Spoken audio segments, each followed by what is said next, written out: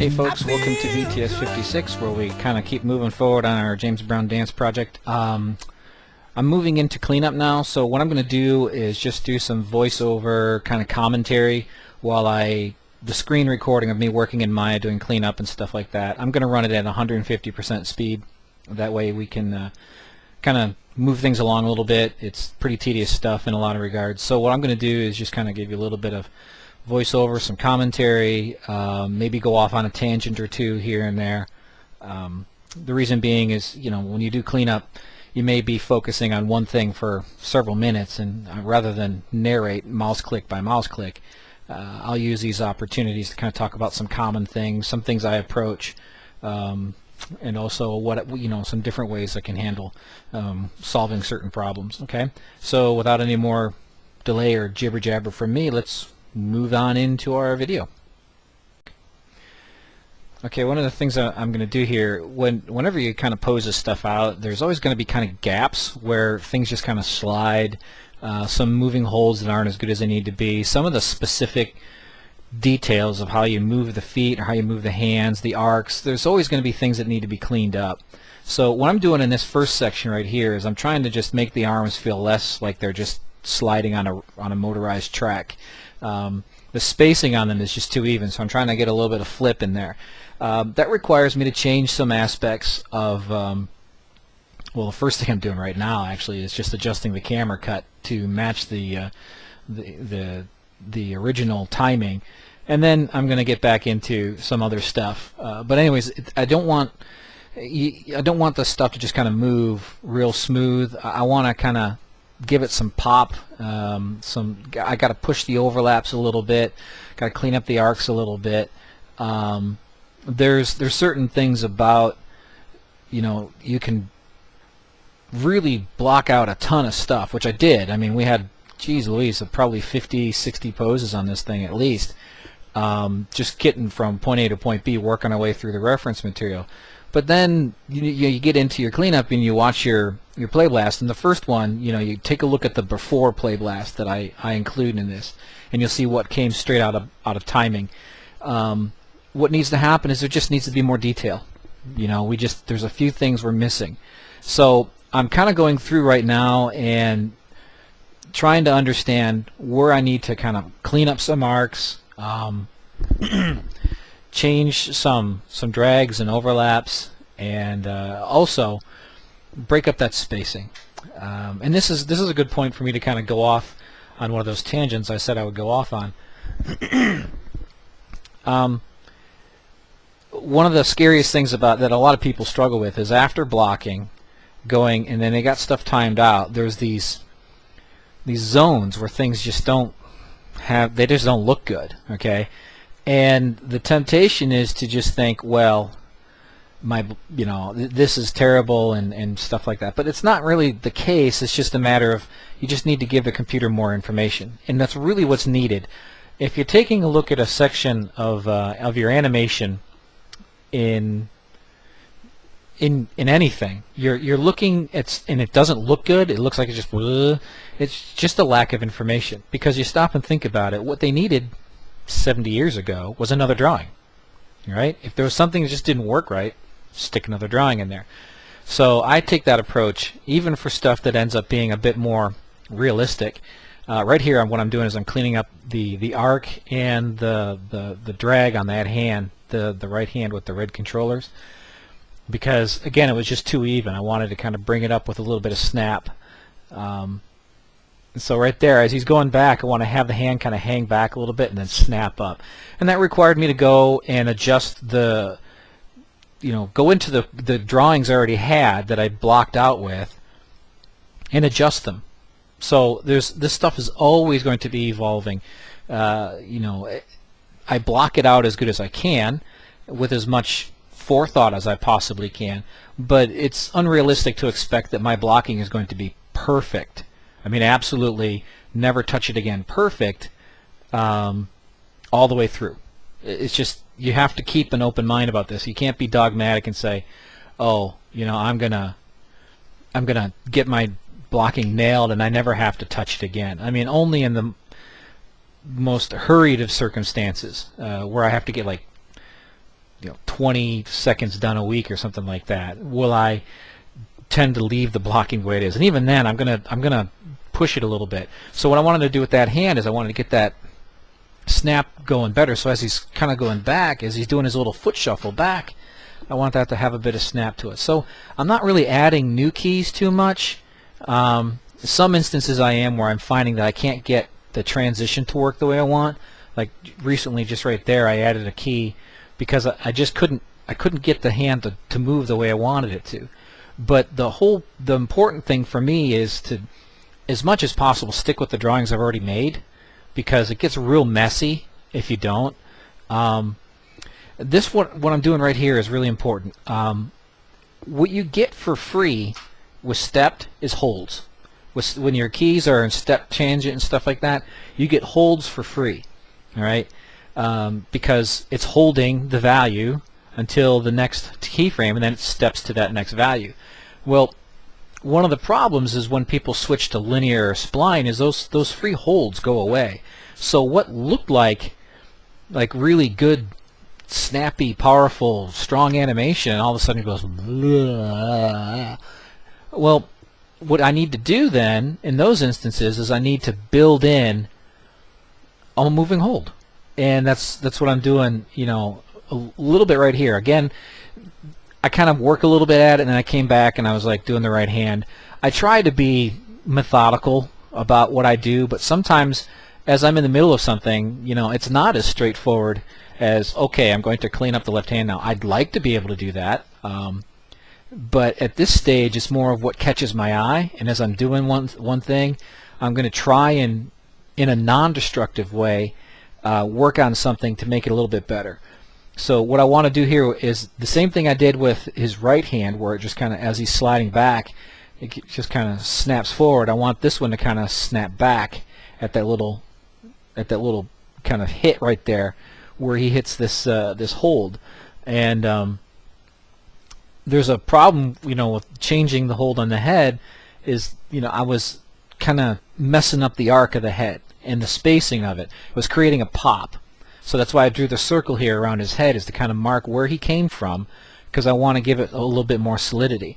So now that I'm kind of happy with the hands, and I've built in a moving hold that works better for that little antic move right there, where he kind of puts his hands up to the side just before the spin. So now what I'm trying to work on is build a little bit more drag in the head, give him just a little bit more whip in there, because it was feeling pretty stiff. Like his head was it didn't feel like it had enough weight. So this is tricky, because I'm trying to work out a head move with clean arcs across a cut, and that's really difficult, because in the first shot the head's sweeping screen right, and so I want a clean arc going that way, but on the cut it's coming back around, and so it's continuing the same direction, but it's coming from a different place. So it's like swinging and then snapping back and swinging again, and it's going in the same direction, but it's not continuous in screen space, because the cut is relocating where that's happening. So what I'm trying to do here is create something that's smooth, has a little bit more drag to it, and helps out a lot. So I managed to get the first part of the head moving the way I wanted to. That's why I drew the circle and was kind of tracking back and forth between those keys to try and even that out as far as like the arc, not necessarily the spacing, but the arc. What I want to do here is I'm experimenting. Like right here, it's really obvious from this frame that I've got selected now all the way through the next one. It's just that hold just isn't very strong. So what I did is I did my moving hold keyframe there, and what I'm doing is I'm kind of putting a little bit of an ease into that as well. And there's another part where it comes up like this. I wanted to have that hold a little bit too, so I built a little mini hold right there. Sometimes the hold only needs to be 2 or 3 frames, but if you don't build that in, it just goes whoa, whoa. So whenever there's a change of direction, or I'm going to stop, or I'm trying to build a little anticipation into a move, I'll build a little 2, maybe sometimes a 3 frame hold into something, just to give it some solidity, so that way it doesn't feel like it's just mushing back and forth. So that's after the head turn, that's the thing I'm focusing on right now, is for that little hip the little hip check move right there, I want to give that a nice solid hold, and then I'm going to eventually start moving into the hands and stuff like that. I'm not so sure I'm real happy with where the head is going right here. So that's what this little line right here is. The head is going up and over, and I don't want it to. I want it to continue underneath. And you'll notice to fix the head, I'm not adjusting the head right away. To fix the path of the head, I'm actually adjusting the chest. Because the way computer rigs usually work, if they're FK in nature, then, and I like using FK on the spine because it's predictable in a lot of ways, and plus the math works better, I find, and it's easier to maintain volumes. With stretchy spines, it's real easy to get characters stretched out or squashed up or just get things twisted and they don't look good. So anyways, to move the head the way I want, the head is a child of the chest, so if I want the head to kind of go down, I could just translate the head down, but it kind of makes it look like he's squashing in and out of his shoulders. Easier for me to just take the chest and just bend it a little bit, so that, you know, if I want the head lower, I just rotate the bottom of the chest, or the lower torso back, and then the upper torso forward, and that has the result of lowering the head. And that's how we do these things. Okay, so that's what I just did right there, trying to get that head to come up smooth into that hold, because I didn't want to go up and over. I wanted the arc of the head at the beginning of the spin to start high and go down low, and at the cut I wanted that to be the lowest portion of the arc of the head swinging, and then when he comes out of that, like right here, I'm pushing that drag just a little bit, and I want the head to kind of come up, so it goes down, and then the cut on the lowest part comes up clean. I don't want it to go up and down, because when you have your head moving around a lot, it lacks solidity, and just tends to look really garbagey. Doesn't look like it has good weight. So again, to try and get the head where I want it to go, I'm going to play around with some of these chest controllers to kind of calm things down a little bit, and I will sometimes also translate the head, because with an IK head control you do have some freedom there to kind of polish up some stuff, and so I'll do that. That's kind of the focus on this stuff. Still working on all that, and this takes a while, and this is another point to kind of jump off. Sometimes I'll just get not sometimes, all the time, I will work on something until I get it the way I want it. When I'm in the cleanup phase, I have done all my blocking, I've done all the big heavy lifting of how this thing should work. I'm in cleanup now. I don't put things off. If I can solve it now, I want to solve it now. And so here what I'm doing is I'm adding a few extra keyframes, because I didn't feel like the way the head was moving had the right kind of drag to it, and the keys that I had in my blocking really wasn't giving me what I wanted, so I needed some more keys. At this point, I'm not doing my image-based blocking anymore. I'm just getting in there and doing this stuff. I will add keys, I will shift keys, I will only add, at this point I'm not keying the whole character anymore. Okay, that's something I'm pretty religious about during blocking, is key the whole character, create a solid drawing, and make it just work. I'm saving the file here. So that the whole thing is there, so when I time it out, I understand everything's in good shape. But when I get into this stage of things after blocking, I will throw keys on one object but not on anything else. I will take keys and I will shift them if it gives me what I want. And it has to be a specific, kind of purpose to it. And, because sometimes people misunderstand my statements. I say, well, key the whole character. They think I mean do that the whole time, and it's not necessary the whole time. And I've got some blog posts and tutorials that say don't offset keys. So some people think, well, Keith means never offset keys. No, what I mean is at certain times in your workflow, offsetting keys creates more work.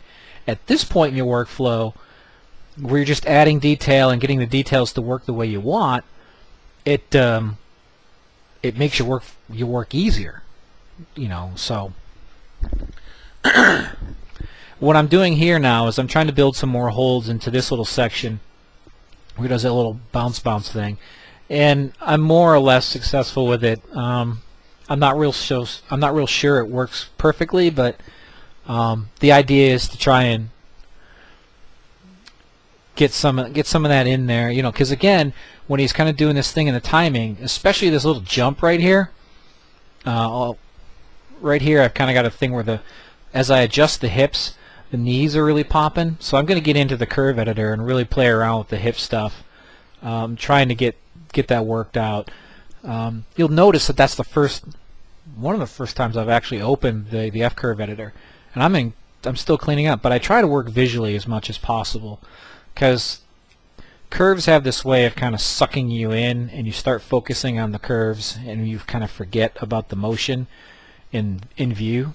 So and I kind of fall into that trap here, just to let you know. As you watch this, you're going to see I'm going to get real focused on the curves, and I'm going to lose track of what I want to do with the motion, and I kind of suck some life out of it. And you know, I'll have to go back and put some of that back in.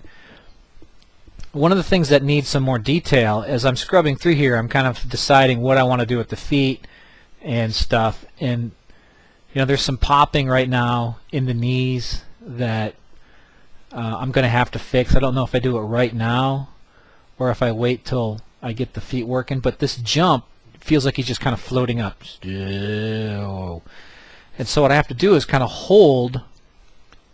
Again, this is one of those 2 or 3 frame holds where he just kind of gets down there, and then when he comes up, I want to get the footwork very specific, because if you know, when you push off with your feet, there's got to be a sense of weight to it.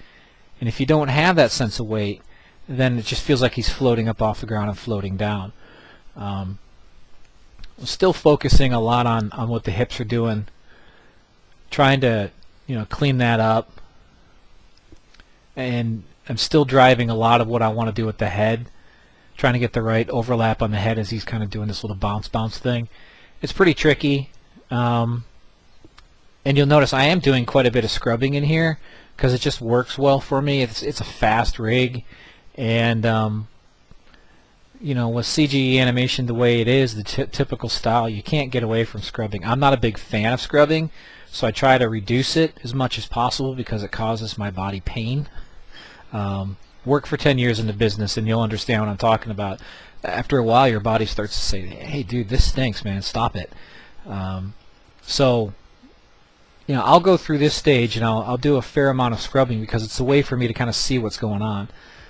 So I'm still focused a fair amount on what I want the head to do here, and I'm playing around with different controllers to try and get it working. See, when I drew this line right here, I'm noticing that the head pops down and over, and I'm realizing that to fix that I have to change things that drive the head, not the head itself. So I'm playing around with the X and the Z translate of the hips, because I know if I move the hips over, the head's going to come with it. And I've got everything else working. I can't just jack the head over because it would look stupid. So again, it's another instance where if you want to fix the head arc, look above it in the chain or look below it in the body. Alrighty,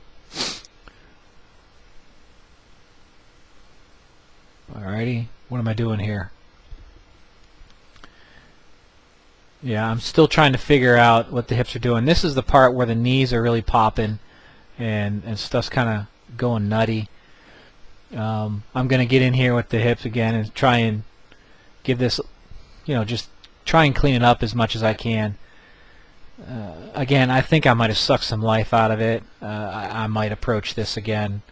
I might do it between videos, to be honest with you, because I don't know that, you know, it's one of those things where it's like, it might take me hours just to get that one little section right. I'm animating on the fly here. I'm trying to do it in real time, but I also have to keep in mind, you know, this is a pretty tricky scene, and it's tough to do all the animation with the camera on, because stuff sometimes just bogs down and it takes me an hour or two to figure something out, or longer. This is the part where I'm messing around with the feet. I'm trying to build some weight in them. I'm trying to get specific how the heels lift off and how the feet travel in the air. I'm trying to give a good sense of push. So that's why I'm spending time to make sure that this thing kind of feels like it's pushing up and then snapping down with the feet, and then the hips come down on top of it. Sometimes this calls for extra keys. Sometimes it just calls for offsetting some other keys. And the reason why the graph editor is open is because it's not because I'm working in a graph editor. It's just I'm focused on the feet, so I forgot to close it. Since I'm not really bothered with the head, I'm just trying to get the feet working. Here's something that comes up. A lot of foot controllers have a lot of things for roll and twist and toes and stuff. When a foot's off the ground, I see sometimes in my students' work where the foot thing is flat, and then they use all these extra attributes to kind of angle the foot in the air. To me, I've always found that to be kind of counterintuitive. I'll use those little foot roll things and toe heel and all that other business when the foot's on the ground, because it's a great way to get the shapes you want, because you're having to change the shape of the foot itself in relation to its ground position. But once it gets in the air, I zero that stuff out and I just rotate it. Most decent rigs for feet are not going to give. It's actually easier once the foot's in the air. Zero out all those extra attributes, the foot roll and all that other business. I'll use the toe waggle or something, like little toe tap or toe FK, whatever your rigger called it, to kind of put some bend in the foot. But when it's up in the air, I really try to not use that stuff too much. As I say that, I actually use just a little bit of a twist in the air here. So there are no absolute rules here. I just get done saying, I try to zero that stuff out and rotate it. But in this instance, it actually made sense to use it. So that just goes to show I don't even listen to my own advice. Well, actually, it's instructive, because it's easy to write tutorials or things like that and stuff to come off as dogmatic, like, oh, this is the way it must be. We get into that trouble with the 12 principles of animation. Ever since The Illusion of Life was written in the early 80s, these 12 principles have become like this weird mosaical law of animation, where you can't. It's like the 10 Commandments. They're absolute, and you must always. But you know what? The stuff's fluid. It goes back and forth. So I work in generalities. I generally try to close that stuff off. I generally try to use just the controller, rotate in space once the feet get in the air. But sometimes it's easier and better to just use the little extra attributes. It's whatever works. But I find it's really helpful to have kind of it's kind of just a general approach, like a default. If I can at all help it, I will try and do things this way. Okay. Sometimes it just doesn't work, and so I got to come up with a different way. But by having that baseline approach to trying to handle something, whether it's with arcs, whether it's with the foot controllers, or FK versus IK, or moving the head, and all these different things I'm talking about in this video and previous videos, it's nice to have that kind of approach, because it gives you a safe place to try things first. But sometimes it just doesn't work, so you got to try something different. But by having that, you save yourself from having to reinvent the wheel every single time. You kind of have a bag of tricks, for what it's worth. Not really a bag of tricks. You just have a method of coming at something, and anybody who does any craftsmanship understands that that's the same no matter what. So what I'm doing right there is I'm trying to get the feet to get that really good sense of push off and come out, and push off and come in, and get a good sense of the lift and the contact and all these other things going on. And it's pretty important to get that stuff working. So now what I'm going to have is this back and forth, this little shuffle kick, and I'm telling you right now, I'm going to struggle with this for a while because it feels very like he's floating, and his feet are just kind of floating back and forth. And so probably for the next several minutes, I'm just going to try and find something that's going to give it enough definition so it feels like there's good weight there, but it's a good snap kick, because that's really what it is. It's just a snap, but it's real smooth. Not even, but smooth, okay? And we want to have good weight. So I'm building mini holds into the foot. When the foot comes off the ground, I'm actually kind of building a key where it kind of lifts off and then kicks forward, and then as it's forward it kind of holds a frame and then starts coming back on the slide through. And I'm going to spend some time right in here working with well, I don't know if it's right here or shortly after this. I'm detecting that the right foot isn't even with the ground from the camera view. It looks okay, but I'm kind of like, what's wrong with this? So I'm going to spend some time evening that out so it feels like the foot is at the same level. But again, this is just another place where I just need to add more keys, because the blocking had the down and the forward. But there are specifics, and the timing was such that there's like 6 frames or something in between them. So that timing worked okay, but how I get from one key, blocked key, to the next one hasn't really been defined a whole lot. So this is where if I try to solve it in blocking, I'm keying the whole character to try and solve one problem with the foot. It just makes more sense to put that off until this stage, where I can focus in and just key this foot, and I don't have to worry about keying everything else. I can just get that little kick thing working.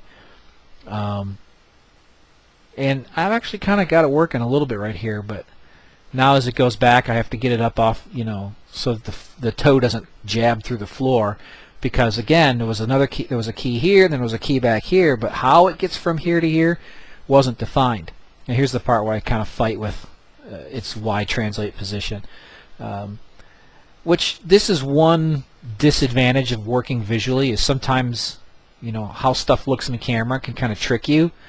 And so what I'm doing here is I'm kind of cleaning up from some things I got fooled by in my blocking to try and get the feet on the same level. Notice how the one foot's higher than the other. I'm trying to get a sense of where it should be. So here I'm finding where they're both sort of on the same level, and I'm going to try and get that stuff back to, kind of even it up a little bit.